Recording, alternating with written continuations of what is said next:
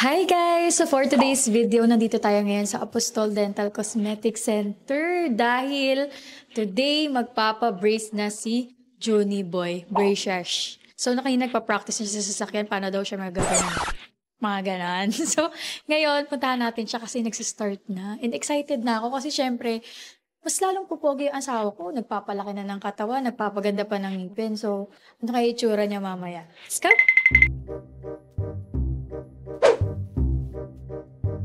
So, may bakal na siya ngayon. May mga bakal-bakal na. Hello, ang gwapo!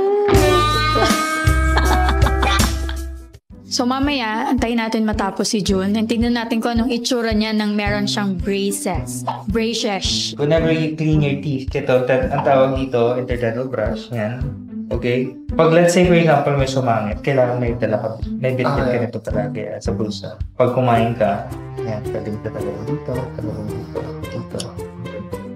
Okay, so yung question, sabihan mo lang kami. Pwede ako mag-gym.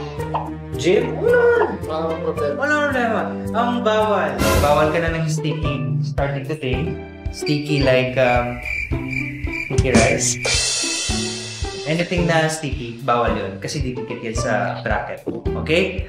Bawal matigas muna kasi mag-a-adjust pa yung mouth and teeth.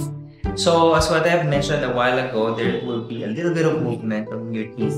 Pero guided yan. So, movement natin actually passive yan. Nakadepende yan sa bracket and the wire that we use. So, every month, I need to see you to check yung progress. Matanggal lang ng isa, pwede tayo ma-delay na matagal. Instead of like, matatapos natin yun nga, sabi ko, few months, baka hindi few years. So, be mindful. Alright? Ano ito ba yung feeling doon? Kaya pala siya gumagano, Dok? Kasi minsan iniiwasan nila yun. Yun! Alam mo na! Yung pala yun! Di pala siya yung braces. Braces, kaya mo rin braces, oh. Guys, ngipin check tayo, guys, oh. Apostol na kayo, guys, oh. Ngipin check. Lahat man ang ngipin natin dyan, ayos na. Di ba? Punta kayo dito sa Apostol, guys. Ngipin check. Lupit yan. Kaya,